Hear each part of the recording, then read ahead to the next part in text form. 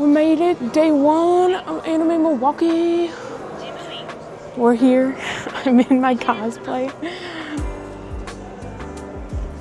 And we're gonna go walk around and see what there is and start there. Then they have an escape room. Oh my gosh. They've got a whole room dedicated to sewing, so you can learn like fabric, sewing, for cosplay. You can make plushies. Really cool, all throughout the convention weekend. Super cool.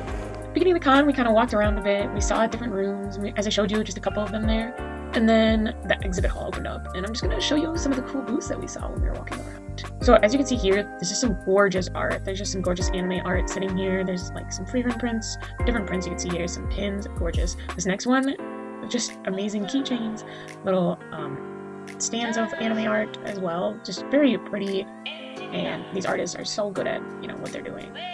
And then these, oh my gosh, if you play Magic the Gathering or any trading card game, these boxes were so pretty, handmade. And in here, this one, like when you open it up, you can see, and I'll show you here in a second, like the inside where it hosts all the cards in here. And some of these boxes actually even made sound when you open them up. It was super cool.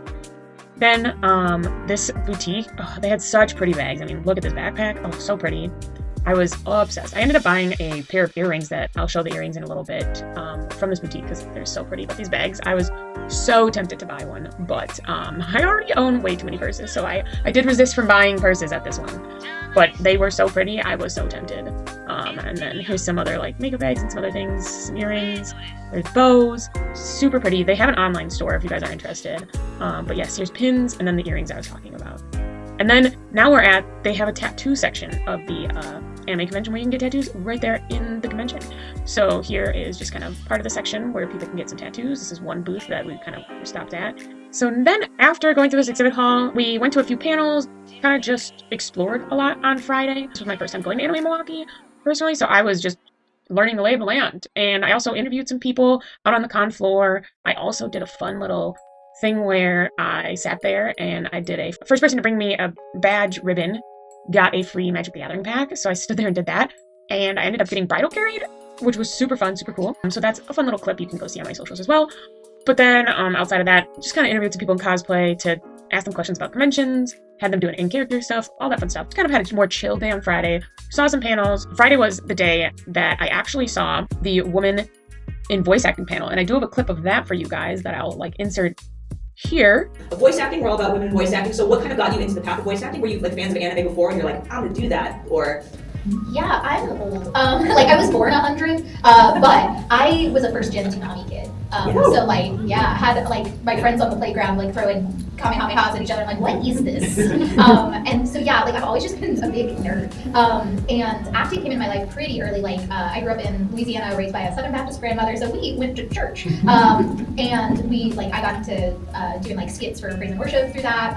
And then did like drama day in middle school. And I do remember in 5th grade, we had a 2-page class play that the teacher had us do auditions for, and I wanted the lead role, teacher. So I had my grandma iron an apple patch onto a blue jean skirt, and she put my hair up in a schoolmarm bun, and I read that play, and I got applause, and I was like, I see why Tinkerbell dies without this. I think I would like to have more of this in my life. And yeah, I think it just comes from a love of stories for me. But yeah, I did. We were talking about this on the way up. I did competitive speech and debate through high school.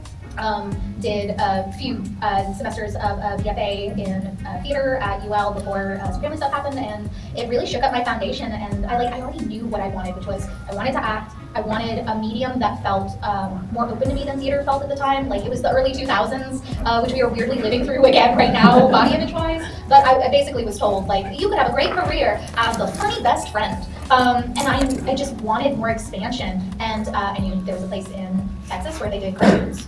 And I wanted to go there, and so I did. And I was on the Foundation Open call list for 4 years. Got called in while I was on my honeymoon, but it all worked out because I got kicked back to the top of the list, and instead of doing an open call, which is a general, where you're not auditioning for any particular show, you're just reading sort of character copy of different archetypes. You might get brought in for bits and waddle from that. Instead of that being my path, I got put onto an audition list for an actual show called High School DxD, and I got cast. And like it all worked out, everybody. Here I am. But yeah, so I guess I always kind of knew that storytelling, that acting was going to be part of the thing. I just didn't quite see how windy the path would be. Honestly, I feel like my story is kind of almost similar to yours. Like, oh, I took your face. Our stories are the same. But I also grew up going to church, and I did a lot of like the church plays, and we did like the Jesus story, and I was a camel, and we did the camel rap and all that fun stuff. And I would love to hear the camel rap later. I don't know. I was just like, do the camel rap, do the camel rap. Surely it's the Humpty Hump. Yeah. If only. Yeah, I grew up doing like the church plays, and then in school we had like the little auditions we would do, and I was like, yes, I want to be like the teacher. I want to be the church teacher who measures the inchworms in the inchworm song, and literally it's almost like the same thing. It's crazy. But for me, I actually I did a lot of deviations in my path, because I was like, I don't know if I want to be an actor. Like I should probably do something more practical, but I still didn't know what I want to do. So I was like, I don't know, I'll go into like communications, I guess. That's something, right? In college, so communications it is. But I still did like acting classes on the side. So there was still some semblance of like, I know I love this in my core, and so I still did it, even though I was like, there's got to be something practical like in my head. So it was like a head versus heart kind of thing. And so I did like massage therapy as a job, and I did marketing as a job, and I did all these different things. And then eventually I settled on in school. I was like, no, you know what? I'm gonna go for it. I'm gonna go and get my Bachelor of Fine Arts. I'm gonna go head first and dive right in and do it. So I moved out of my home. I was born and raised in Seattle, Washington, and I settled up my bags and I moved to California, and I went to school and I got my bachelor's in acting. And I was living out there, and I was doing auditions, and I was trying to live the actor lifestyle, and it was hard. It was really, really rough. And then once COVID hit, that's when I was like, okay, well, I can't do theater and I can't do film. What can I do? So I started doing audiobooks, because that was the only thing that was available to me at the time. I was like, well, voice acting is sort of acting, so I guess I'll give it a try. And I started doing audiobooks, and I eventually met a group of people via Twitter. Like, there's a Twitter community of voice actors out there who are lovely people, and that's how I eventually met my now husband, Jordan. And he's the one who kind of was pushing me into like anime, and was like, hey, you should come out here and try out for anime, and I think you'd be great at it. And so he's the one who kind of pushed me to move to Dallas, and that's how I got into anime. So that's my long story of how I became an anime voice actor. Now, is the inchworm song similar to the camel song, or is it? You can give us like 4 bars. 2 and 2 are 4, 4 and 4 are 8. That's okay, everyone. Take 8 time. and 8 are 16, 16 and 16 are 32. I Well, did not see you going that way. I know. If anyone else wants to speak on their experience, how they got to it? Yeah, for me, I was also a Toonami girly. I have my Rock Lee tattoo back here, big Naruto fan. And I also knew when I was little that I wanted to do acting. I originally wanted to go into film and TV, so I started taking classes for that when I was younger. And then I kind of stumbled into theater. And I did a play in 4th grade where I sang a song about Martha Stewart, and how great she was. And we had to add an addendum because she had just been arrested for tax fraud. Add a little thing. So you started a budding friendship with Snoop. Yeah, exactly. Yeah. So that was that, and then I ended up moving kind of into theater, went to school for theater, moved to California for 4 years to go to school for theater, and then came back home and was like, what do I do now? And found out that formerly Funimation was like 20 minutes from where I lived, so I was like, let me learn how to do voiceover. So I started taking voiceover classes, and I ended up getting an audition for Fire Force in 2019 and booked it. So that was my first anime role, and I've been doing it ever since, and I love it. Do you know, I have a notebook that I was keeping when I was doing classes at Sunny Straight Studio, and I have a note next to Sarah Roach that says, what am I supposed to say to her? Because like, you were so good. It was just like, well, she's gonna do it. But yeah, I'll see if I can find it. But I just have all these little like, oh, where can we go with this person? I was just like, you got it. So we had the inchworm song, we had the tax fraud song. Yeah. Now. Well, it was a okay. Martha Stewart, she's who I'm dreaming of. Oh. I wish I could be like Martha. It's Martha that we love. She won't do windows.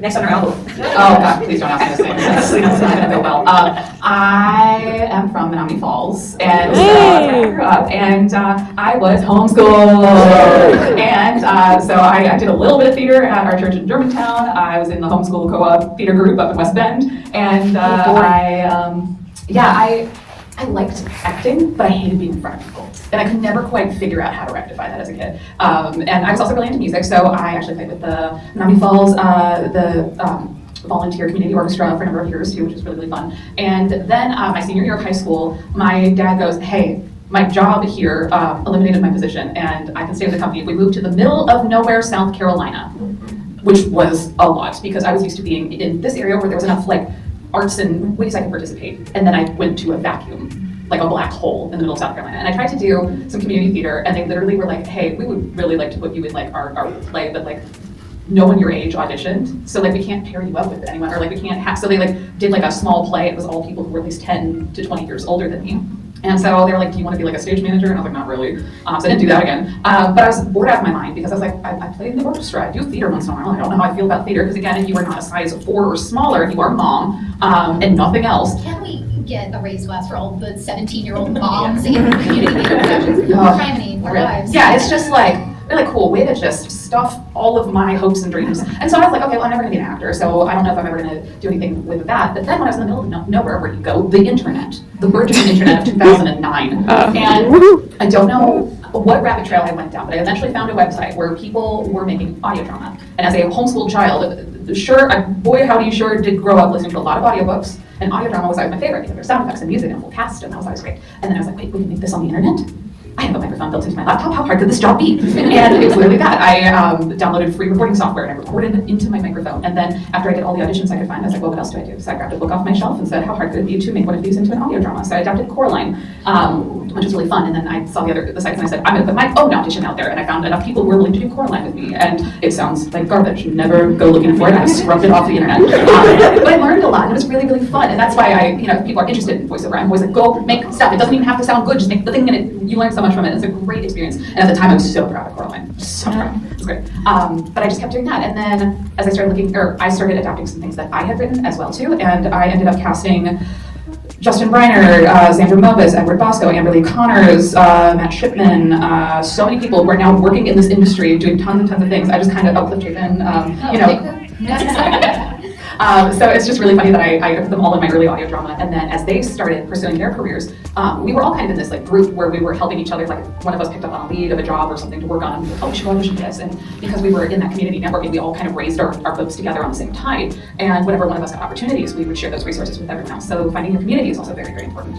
And a bunch of my friends were like, we want to go be an anime. And I was like, I don't know a whole lot about anime, but that sounds fun. And then I started watching anime and went, oh, so that's really cool. And so they moved out to Texas to go start doing that. I got a degree in electronic engineering. I worked on MRIs for a hot minute. I was the only not man on the floor. And so it was really fun because no one was there to explain to me that if you climb inside a giant magnet with a bra with an underwire in it, interesting things happen. Fun times. And after that, I still went, well, I'm never going to be a full-time actor. That's ridiculous. So I went and got a degree in film with a specialization in sound for cinema. And then after that, people still were paying me to do voiceover. And I was like, I need money, I'm broke. And that was how I paid for food while I was in college at Columbia in Chicago. And and it just kind of kept going from there. And then once I paid off all my school loans by doing nothing but working like 60-hour weeks, because I would go to my day job and then I would come home and I would record e-learning, medical e-learning for hours. And then I paid off my school loans and I said, we're packing up and going to Texas because my friends say it's going pretty well out there. And eventually I kind of trickled my way in. My story, I mean, it's kind of, I see so many similarities between each of our stories. It's so cool to hear everyone's, path to where they got to where they be. So anyway, I was a choir nerd, huge choir nerd. I don't know if y'all are out there, but I started off really young in choir, loved it. That kind of transformed into musical theater, that kind of transformed into theater. I was in college getting a theater degree and I had a professor say, I think you should consider a career in voiceover. And I was like, oh wow, I hadn't really thought about that before, but it was something I really took to heart. So it goes to show how important your mentors and your professors and your teachers are to your career. So I took lessons, recorded a demo, got an agent. I also was on the Funimation open call for 4 years. Shut up! Yes, I have was this. the only one like in the world. No, I had sent an email and I was like, hi, my name's Mallory. I'll do anything. I'll be at your studio in 30 minutes. I'll do Walla, which is like background noises, in a scene. 4 years later. Okay, question. Yeah. Did you know that WALA stands for with all actors? My mind was blown about this recently, and I feel like I need to pass that experience along. Yes, you have blown my mind. That's amazing. That is incredible. So that's how I got in. My first role was Ursula Aquinas in A Certain Magical Index, and that was now about 13 years ago. So it's been an amazing journey, and I'm really grateful to be here. And that's just like a little bit of clip of what they talked about, but I thought the little bit I put in here was super informative and really, really good information that they shared. And then at night, there are some crazy fun panels, and I'll put some clips in here to show you guys just a little bit of snippet of what goes on at night here. Got 10 seconds. Ready. So we're gonna talk for 10 seconds while someone comes up with a, hey! Bitch, bitch, bitch, bitch, bitch, bitch, bitch. Bitch. You're lashing out. Who wants some stupid prizes? Oh, we're in the middle of a game and you have to diss me like this? Alright. By the way, this is our other panelists that finally showed up. Speedwagon. And the choices you have are either you can flirt with one of the 3 panelist judges, you can flirt with all of them, or you can flirt with... Let's start over here. So, which one do you want to seduce? I will be seducing. You're being seduced. So yes, I was back in that ukulele earlier. How about we put that energy to the bedroom later? Okay. Think about that. Who are you seducing? Can I seduce all 4? Ooh. That was a little feedback. That was okay. Yeah. Try seducing all of us. Scanlan, I want you to be Scanlan inside me. Keelan, I think you can be the key to my lock. Barry, I want you to bear my children. And Speedwagon, I want to know your speed.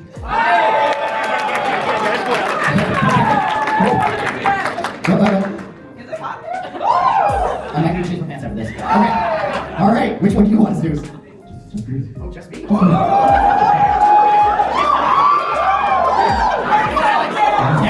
don't know nothing about this panel. Roll for seduction! Alright. Saturday kind of rolled around, and Saturday we started the day off by going and having an exclusive interview with Jill Harris, who is an absolute sweetheart. Guys, if you don't know Jill Harris, she's behind many voices that you will love and adore for anime. Definitely go check her out on her socials. But if you're watching Free Run, she is Fern. If you've watched One Piece, she's Charlotte Pudding. If you watch Black Clover, she's Noelle Silva. And she has so many other voices in so many other animes that are well known. But overall, she is a very genuinely nice human being. At least all the interactions I've had with her and seen other people have with her. But she's great. You can check out my interview on my channel here. Otherwise, we did that interview, and then after the interview, my brother went and got his cards because he wanted her to sign them. He has a bunch of One Piece cards. After that, again, they have at the convention this year, they called it a nocturnal bar, and I believe it was new this year. And it basically was, instead of having just the rave, they also had like a more chill, like bar, like atmosphere where you could have drinks and like entertainment. First night was trivia. I didn't go to that. But the second night was drag bingo, and you bet I was there. So I do have a couple snippets of drag bingo. The first one is obviously our amazing drag queen, Jacqueline Jill, local in Milwaukee. If you guys want to go drop them a follow or find them, they are local in Milwaukee. So there's a little bit of clip of their performance. And then the second one is my cameraman after winning bingo, going up, getting their prize, and then the drag queen says, now that you got your prize, you have to do a little catwalk back to your seat. So this is about the second clip is him doing his little catwalk back to his seat.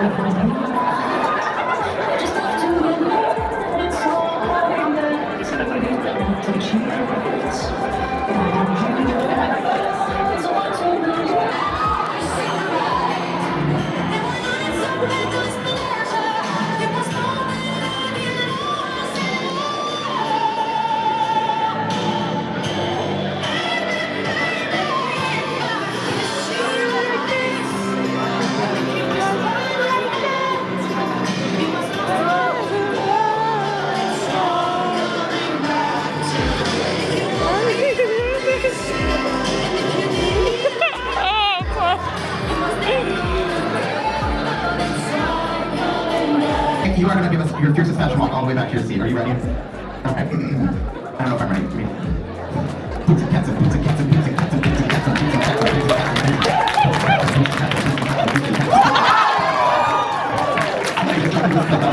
Another thing that we kind of saw during our experience is they did a cosplay chest. This is my first time actually hearing about this. I heard about it and I was like, oh, I have to go. This sounds amazing. If you don't know what it is, people dress up in cosplay and there's two people playing chess, essentially, right? And the people who are the chess pieces are individuals dressed in cosplay. And what happens is you're playing chess, and when you take the pieces off the board like you would in chess, the people in cosplay go up on stage and they battle as they would as their characters in cosplay. And it's just like a fun little way to like see how Stitch would fight Blue's Clues, you know? And it's just fun little ways to see things like that. I'll put a little bit of clip of the cosplay chest in right here. Okay. I will dispose of you. Let's go.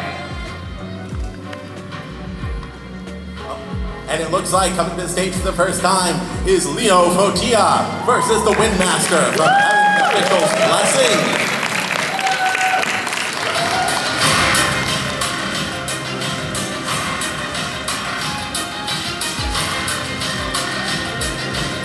Scala, isn't there something you should be doing right now?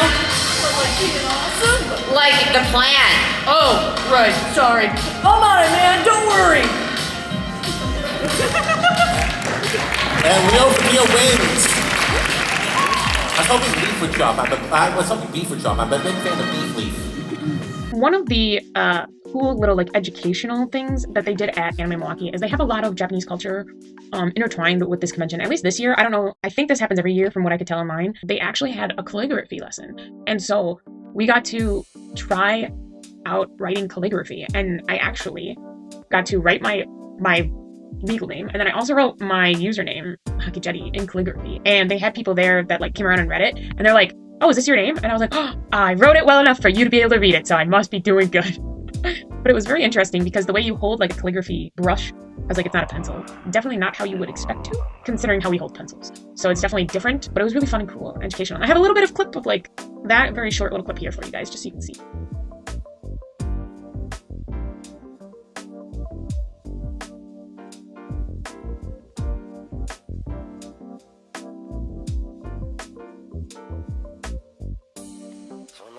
But yeah, so those are all kind of like the clips I have from the convention. But overall, seriously, Anime Milwaukee, first off, 10 out of 10 the fact that it's in my own state. Absolutely love that. Like, big win for me there. I've been to many, many conventions. This Anime Milwaukee one was just so nice. It's local. The people are so nice. There's so many panels that are just, it's just there for you to have fun. It doesn't have to be business.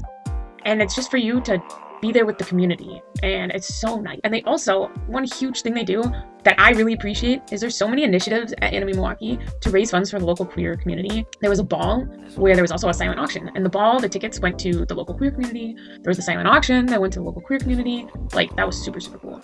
So to see like all those initiatives was like top tier to me, at least. I definitely would recommend anyone who's like wanting to go try out Anime Milwaukee, like go try it out. I will like preclude, like I was there as press, so like I didn't have to pay for my pass or anything, so like everyone just be aware, like I was there as press.